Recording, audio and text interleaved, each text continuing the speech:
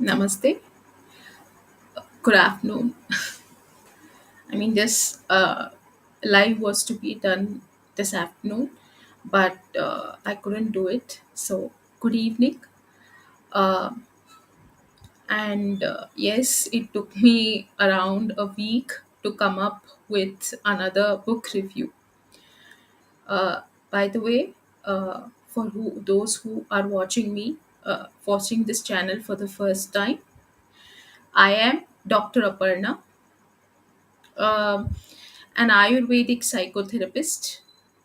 I am your emotional healing synergist, a passionate Ayurveda and psychotherapy infopreneur, medical writer, and a budding YouTuber. In my pursuit to address, promote, and propagate Ayurveda and psychotherapy globally, I come up with discussions every week or talk throughs on either Ayurveda, mental health, psychotherapy, and related aspects. So, this week's subject is a book review. These book reviews, I do these book reviews as a sign to of emotional metamorphosis.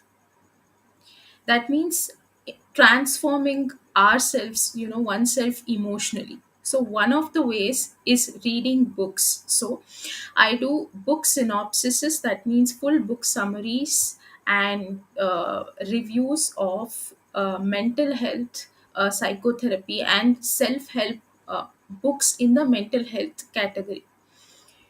So today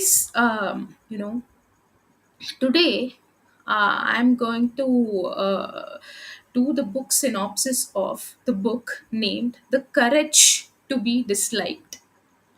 So I was actually I heard this book about this book about a year ago, but I couldn't read it. But the last week, the entire week, I was reading this book, and it took me a, week to come up with, because this book is actually based on, um, this book is the Japanese phenomenon that shows you how to change your life and achieve real happiness. So, this book is written by Ichiro Kishimi and Fumitake Koga. So, if there is any pronunciation mistakes, I do apologize. So, this book is based on Adlerian philosophy. So this book, contradicts some of the fundamental, philosophy or the psychology what we read, what I have read at least during my psychology post graduation. So Adlerian philosophy is named after Alfred Adler. So this Adlerian psychology and philosophy, this is also called as Adlerian psychology. This book is based on the teachings and theories of Alfred Adler. So he's an Austrian psychiatrist and psychologist. So these philosophies focus on understanding human behavior, personality development, and the individual's unique pursuit of significance and belonging within the society. But there is a twist. You know, Adlerian psychology is a therapeutic approach that emphasizes on understanding an individual within their social context. It aims to empower and encourage personal responsibility, social interest, and holistic growth. So what do we what is the author's idea? If I have to give you a brief idea, what is this book is actually a dialogue between a young man who is unhappy with his life and a wise philosopher. here the philosopher teaches the teachings of Adlerian philosophy.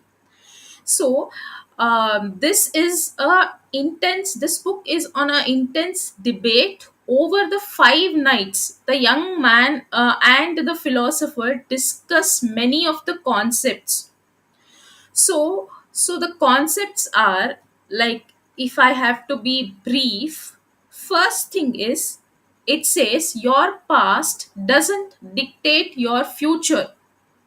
That means our past does not determine our future. Past, whatever has happened in our past, doesn't not dictate how we behave in future. So, and I we will discuss about it in detail. So the second point is to gain personal freedom. So the philosopher explains here is to gain personal freedom, you must take responsibility for your life tasks. This book is basically a question answer type of, the is in basically in the form of a question and an answer. So the author, the young man asks questions to the philosopher, and the philosopher answers, and the philosophy used here is Adlerian philosophy. So here the second point is, as I said, for, in order to achieve personal freedom, the philosopher says you must take responsibility for your life tasks and let go of the need for external validation. So we have to, in order to achieve personal freedom, or to say emotional freedom, a person must take responsibility for their life tasks, and should let go of the need for external validation. So all problems, and the third point is, very interesting and very debatable concept. So the philosopher here says that all problems come from interpersonal relationships. So here it is said that you must improve your relationships to improve your life. So we will discuss this in detail. So the fourth point is, the goal of relationships is to gain a sense of belonging, and you can only achieve this by contributing actively to your community. So the next point says, live earnestly in the present moment to enjoy a fulfilling life. Do not let the past dictate your future. Do not worry about your past. Do not worry about your future. It says that live earnestly in the present moment to enjoy a fulfilling life. To here on, it might feel that these concepts are known, but here when we go into, when I read the book, and it is very deep, and the concepts are, we have I have read in the psychology, are contrary to the Adlerian philosophy. So we'll see how. But this book, The Courage to Be Disliked, is deeply rooted, as I said, in our, Adlerian philosophy and psychology. See, the book is a dialogue between the philosopher and the young man. So what do we learn? The two things is, first thing, responsibility and choice. So this book emphasizes taking responsibility for one's choices. So we should not blame others for the, for our choices in life and life circumstances. This is the core aspect of Adlerian philosophy, that we should take responsibility of our own life and our choices we make in life. So it encourages, us readers to understand that they have the power to choose their responses to life's challenges. See, we cannot choose and change the challenges of our lives, but we can definitely choose to respond, choose how we respond to the life challenges. So this is also the reflecting, Adler's belief in personal agency. So this also is reflecting, Adler's philosophy. So the next thing is, this book talks about social interest and relationships. So Adlerian philosophy, philosophy focuses on, social interest and fostering healthy relationships. So this book, as Adlerian philosophy, focuses on, a social interest, and we have to have healthy relationships around, you know it advocates something called horizontal relationships. That means horizontal, we'll talk about horizontal relationships and vertical relationships. So this book advocates for horizontal relationships. That means horizontal relationships are based on mutual respect, collaboration, empathy, aligning with, Adler's emphasis on social connectedness and contribution to the society. So here, next is, for example, so examples of, if I have to talk about Adlerian philosophy, so there's something called birth order influence. So in a family of three children, if a family has three children, the eldest may exhibit leadership qualities due to being accustomed to responsibility. If the eldest child, if he or she is, always given the, is adapted to the responsibility, then that eldest child will develop, leadership qualities, while the youngest may seek attention or be more socially outgoing, influenced by receiving less attention growing up. So the youngest child may be an attention seeker. This is called birth order influence. That means the birth order influences the person we become. So this is what, Adlerian philosophy, example one example of Adlerian philosophy, that how birth order, also first child, second child, and third child, may be different from each other. One may develop leadership qualities, one may be socially outgoing and attention seeking, because the last child will receive more, attention growing up, and the first child will have to take up the responsibility, is adapted to taking up the responsibility. So something like this it talks about Adlerian philosophy. So the next example is social interest in personal growth. That means, see, an individual who volunteers regularly at a social shelter not only helps others but also experiences personal growth. So if a person, volunteers to a non-government organization, NGO, which is called local shelter by the author, it not only helps others, but it also helps him or her, to experience personal growth. Their social interest drives them to contribute positively to society. So what happens is, this, fosters, or this develops a sense of significance and belonging.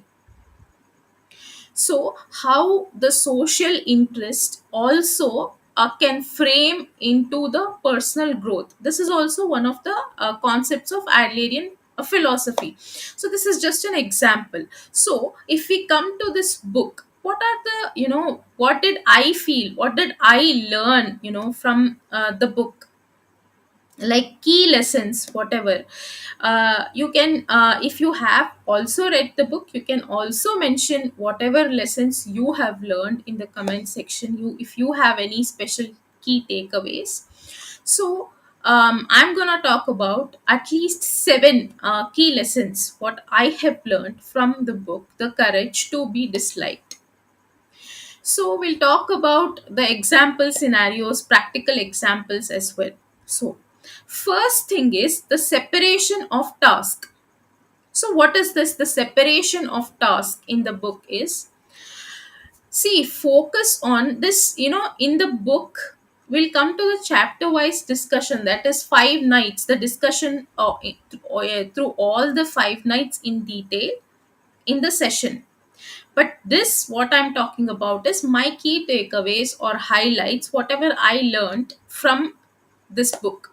See, focus on what you can control. See, the author says, the philosopher here says to young man that we can only focus on what we can control. That means actions, choices, and responses. We cannot control, external circumstances. We cannot control the challenges which are thrown to us. We can only control our actions, we can only control our choices, and we can only control our responses. That means lesson number 1 is focus on what you can control. That could be your actions, your choices, your responses, rather than trying to control others or external circumstances. So the first example they talk about is work environment. So if, for example, if I have to explain this, if in a work environment, first we'll take it professionally. So in a team project, so what happens is you are given and you are an in charge in a team project. One team member consistently arrives late for meetings, affecting everyone's progress. So instead of blaming or pressuring them, focus on your own contributions. So in a team project, you know if one person is arriving late for meetings, then what can I do or you do is, instead of blaming or pressuring them, we have to first focus on our own contributions. So this also might mean that we have to lead by example. So we cannot blame the entire thing on that person, because the project didn't work because this person always comes late for meetings. We have to see that we are so many people, we are others also in this project, and we have to focus on our own contributions. First, lead by example. That means we have to maintain open communication. We can let that person know about that and adapt your approach to ensure the project success. So instead of the blame game, we can see it, the approach could be project success approach. So what all can be done to the team project to achieve project success. So likewise, if it is in the personal scenario, that is in the family dynamics, so you have a family member who constantly criticizes your decisions. For example, instead of changing to, trying to change their behavior, focus on how you respond. See, you, I, and everyone here, in one point or the other, have some relative or a family member who constantly criticizes your decisions. So instead of trying to change their behavior, we always have to focus on how we respond. That means setting boundaries calmly, expressing your perspective respectfully, and choose not to internalize the criticism. Internalize their criticism is, don't take it, don't take everything personally.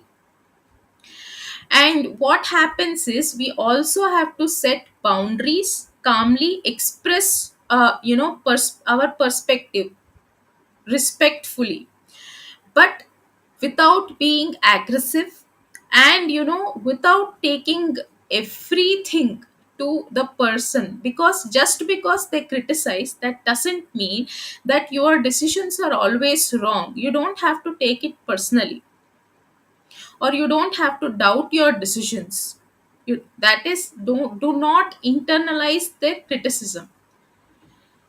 Next is, the second point is this is what the separation of task. That means focus on, first thing is focus on what one can control, that is just actions, choices and responses, rather than trying to control others or external circumstances. The second thing is courage to choose your life.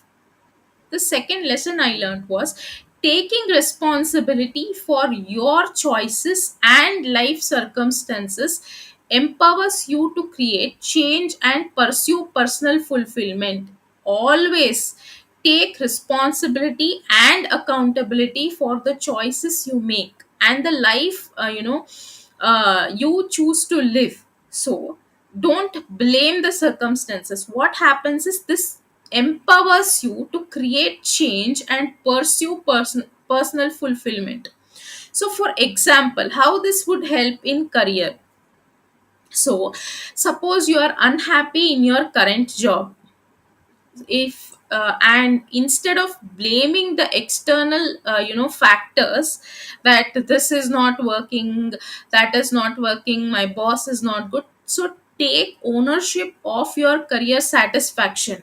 So what you have to do is you have to develop a plan, and then you have to acquire necessary skills maybe, and actively seek opportunities that align with your passions and goals. So you can look for career changes if you need to, if you think that career change is the only option. Or you can also see that you can also find a solution within your job within your current job. You can develop a plan and you can act accordingly, and you can also, either you can opt for career change, or either you can, make changes to sustain that job. So here the one thing is, do not, we have to take complete responsibility of our may it be professional life, may it be personal life. So instead of blaming external factors, the author says that take or choose to take ownership of your career satisfaction in this case.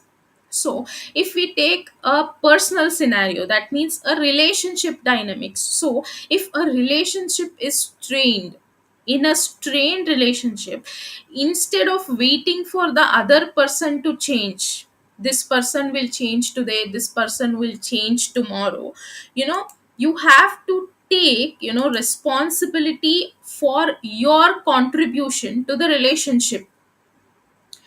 And just take, responsibility and accountability of what you can contribute, or from your end. So maybe it may be initiating open conversations, seeking counseling if needed, and actively working on improving communication and understanding. So there is a quote, in Ayurveda as well: the nature of the person cannot be changed. See, mindset can be changed, habits can be changed, but the nature of the person, the core nature of the person, can never be changed. So even in a strained relationship, even you, if you are tired in that relationship, and you always think that this person will change after this person will change after this, शादी के बाद बदल जाएगा या बदल जाएगी, बच्चे के बाद बदल जाएगा बदल जाएगी, that would may not happen. So you have to take responsibility. Either you have to choose to be in the relationship, or you do not, you choose to walk out of the relationship. Before choosing to walk out, you have to, see, take responsibility of your contribution to the relationship. That means initiating open conversations, seeking counseling, whatever it is, and actively working on improving communication and understanding, working on the relationship. If it doesn't work, you have to take responsibility of walking out of the relationship as well. So the third lesson in this book is living in the present, which I learned. Maybe people might have different learnings, but this is these seven things are what I found useful. So living in the present. So, the importance of living in the present moment. This book talks about the importance of living in the present moment, free from the burdens of the past. We're always carrying the burdens of the past. In the past, that happened, in the past, that this happened, or excessive concerns about the future. This book talks says that don't carry the burdens of the past, and do not carry the excessive concerns about the future. So this book talks about importance of living in the present moment. So for example, if you are in a social gathering, so while at a party, suppose imagine you are at a party and you find yourself worrying about an upcoming deadline. So practice, you are in a party and you are not enjoying the party or the social gathering, and you are worrying about the upcoming deadline. So what this book talks about is practice being present by engaging in conversations, enjoying the moment, and consciously redirecting your thoughts to the present gathering. So the next example here is personal growth. So instead of dwelling, or instead of cripping about on your past failures or missed opportunities, array, I got this opportunity, I missed this opportunity, I failed on this. Instead of dwelling, that means cripping on your past failures or missed opportunities. This book talks about focusing on the present. So setting new goals, learning from the past experiences, and taking active steps toward personal growth and improvement without being hindered by past setbacks. So we can always set new goals, we can always learn from the past experiences, and we can always take active steps towards personal growth and improvement without being hindered by the past setbacks. So the fourth point this book talks about is freedom from the past. So free, what does freedom from the past is? See, the lesson here is acknowledging that one's past experiences do not dictate their future, and embracing the freedom to change and grow. For example, if I failed in being an entrepreneur in the past, it does not mean that I will fail as an entrepreneur in the future. So what happens if I think like that, and that will hinder the freedom to change and my freedom to change and grow. So what happens is, if past only we get experience, we can learn from our past experiences, but that does not, does any nowhere it does dictate our future. So, for example, here, healing from trauma. So, someone who has experienced a traumatic event in the past, so that person seeks therapy.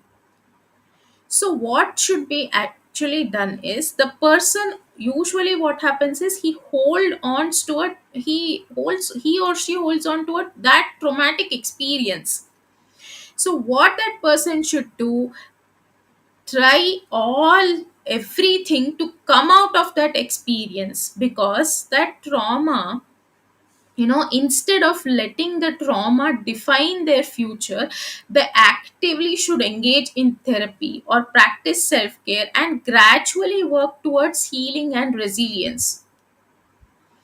So we should not use our, the author says, see, author also says that we should not use trauma as an excuse to not to improve. So you have to let go, instead of that trauma letting let the trauma letting define your future. Seek in therapy, practice self care, do whatever you can to come out to heal from the trauma. And second example here is make maybe breaking habits. So a person wants to break a habit that has been detrimental to their well-being. So instead of feeling trapped by past behaviors, they have to adopt new strategies, seek support. Maybe that person is a nicotine addict person, maybe smoking. He or she wants to break that habit because that is very much detrimental to their well-being. अभी यहाँ तक आ गई, गले तक आ गई ये बात. So instead of feeling trapped by the past behaviors, they have to adopt new strategies, seek support groups or therapy, and commit to positive changes for a healthier lifestyle. So, this is the freedom from the past. So, the fifth point is social interest and community feeling. So this book also talks about social interest and community feeling. So recognizing the value of social connections and contributing positively to the society. What happens is, as I said, contributing positively to the society also helps in fostering self growth and one's own well-being. So for example, community involvement here. Instead of feeling isolated, actively participate in community events, volunteer work, or local organizations to foster a sense of belonging and contribute to the community's well-being. So instead of if you feel isolated, so what you can do is actively participate in community events or volunteer work or local organization, to develop a sense of belonging and contribute to the community's well-being. It also helps you for your personal growth and improvement. So the next thing is building relationship. Here also the author talks about, instead of solely focusing on personal gain, prioritizing empathy and understanding in relationships, practice active listening, offer support to friends in need, and contribute positively to nurturing meaningful connections. So we have to in relationships as well, prioritize empathy. That means understand others emotions and feelings as well. And empathy and understanding, so and active listening, offering support to friends in need, and contribute however you can contribute positively to nurture meaningful connections. So this is also an example. So the next lesson I learned here is sixth one is courage to be yourself. That means embracing authenticity. This is very, very, very important. And being true to oneself despite societal pressures or expectations. So courage to be yourself. So here, for example, career choices. Instead of you to instead of pleasing others in pursuing a career, follow your passion and your values. Make career decisions aligned with your interests, your skills and personal fulfillment rather than the societal expectations. So instead of you pursuing a career to please others, follow your passion and values. So You have to make career decision aligned with your interests, your passions, your skills, and your personal fulfillment rather than the societal expectations. So the next thing is expressing opinions. So instead of, conforming to others beliefs, express your opinions respectfully. So you do not have to, conform or be restricted to others beliefs. You can express your beliefs, opinions respectfully. So engage in constructive discussions, share your thoughts, and stand by your values without fear of judgment.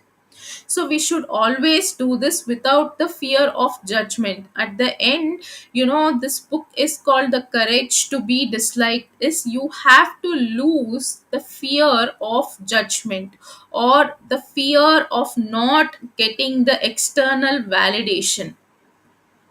So here I said trauma as an excuse. So what does that mean? That means author says that there is no actual trauma.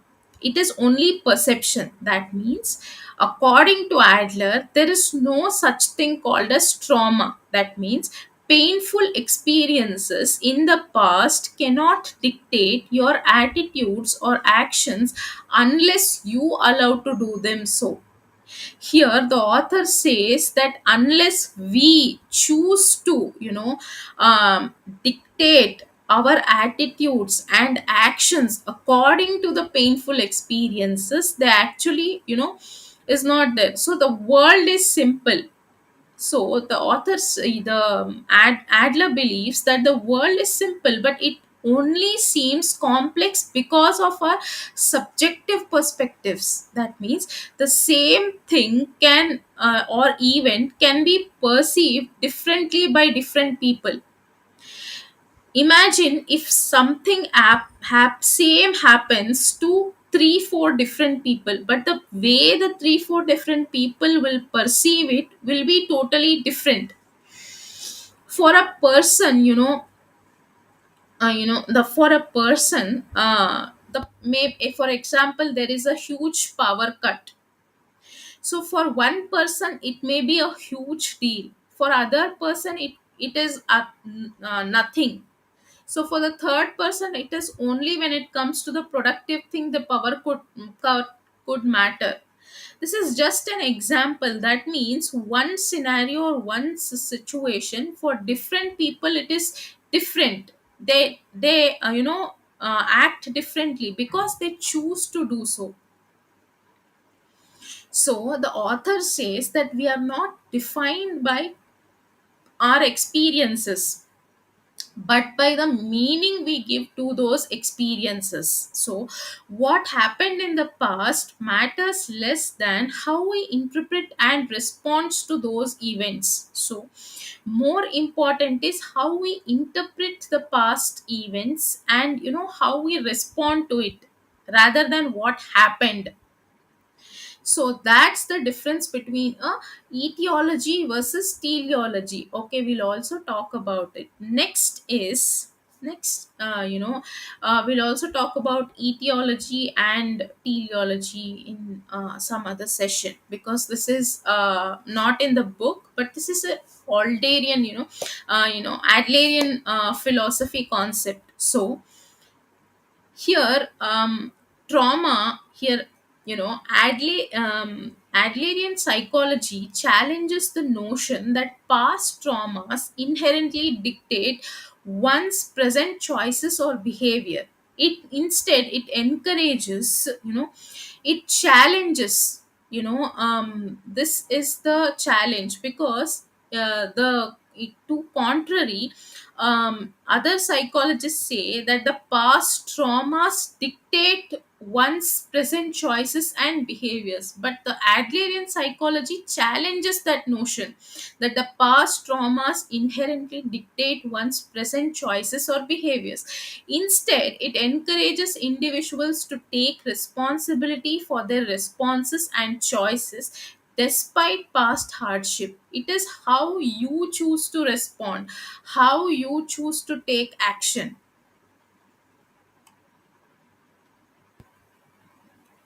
So if I have to talk about past as a trauma, see, relationship dynamics, in relationship dynamics, a person, if consistently reacts aggressively or is withdrawn in social situations due to past experiences of bullying or abuse. So what happens is, suppose for example, one person is, in the past, bullied and abused. So as a result, a person consistently reacts aggressively and withdrawn from the social situations. He like to be isolated.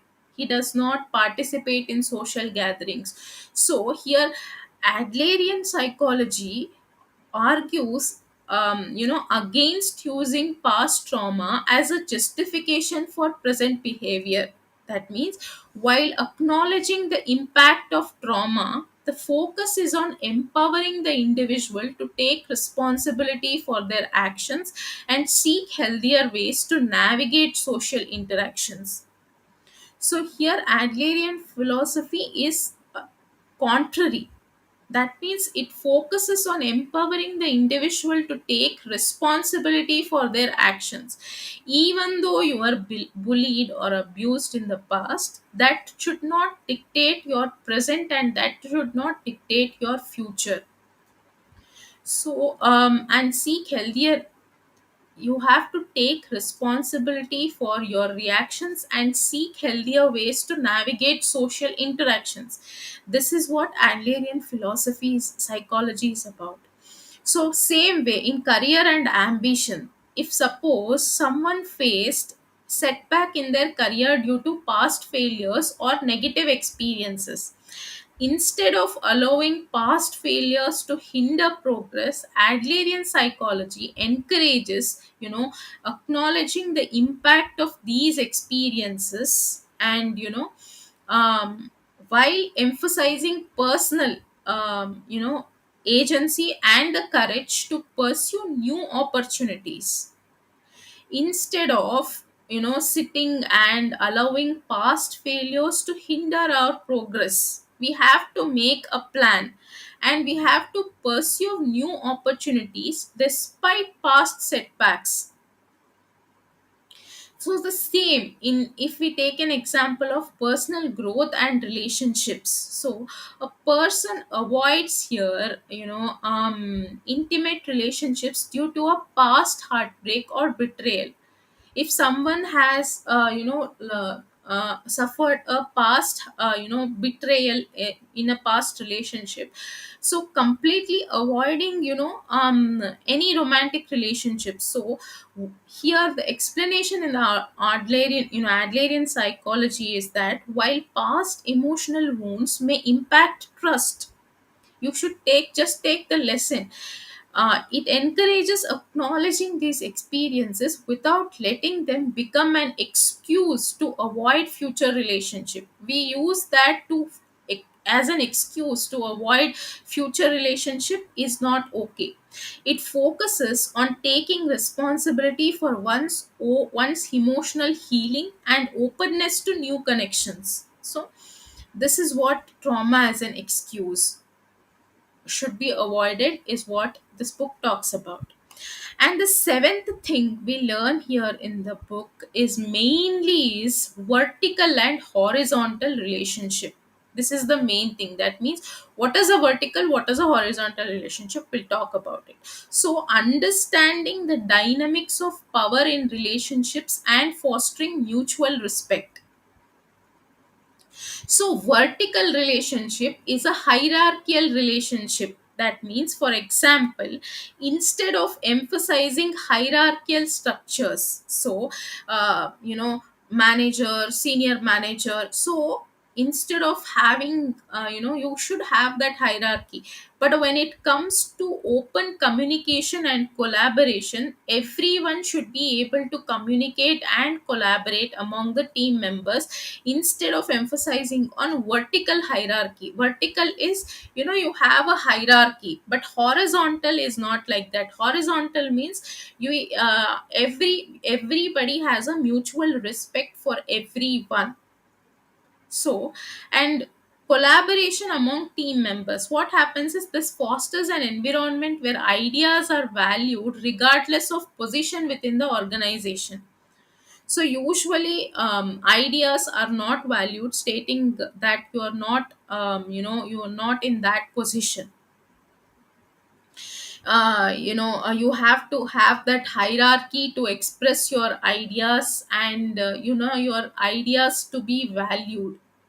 So it should not be done. And second example here is, instead of enforcing authority, promote mutual respect. The husband enforcing authority, that I am the man of this house. Instead of that, if we promote, instead of that vertical relationship, in promoting mutual respect among family members, encouraging open dialogues, listening to each other's perspectives, and make decisions collectively. So, considering everybody's input.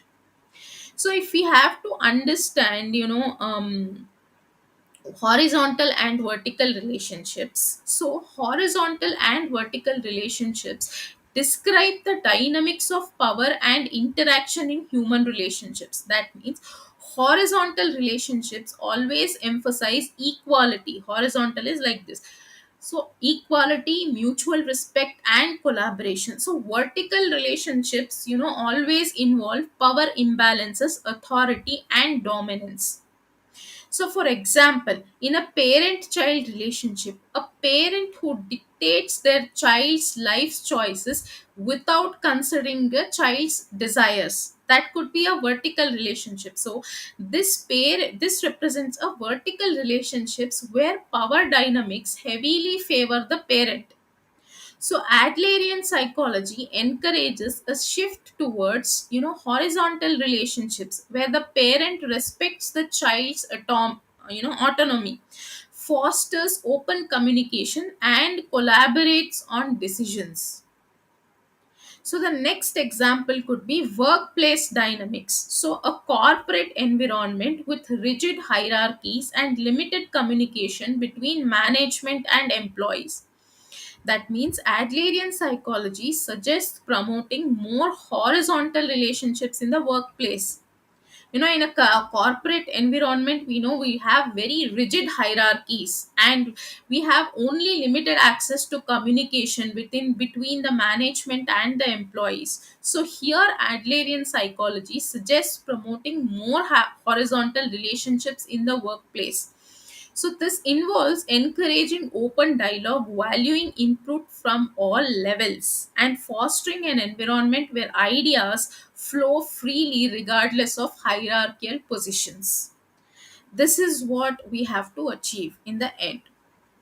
So these are the examples, like the concepts are explored, to encourage all of us to take responsibility of our choices, move beyond past traumas, and foster healthier, more egalitarian relationships by understanding and adjusting power dynamics in various life domains. So these are the seven lessons, what the key lessons what I've learned from the book. We will discuss in detail what are the discussions that went through all the five nights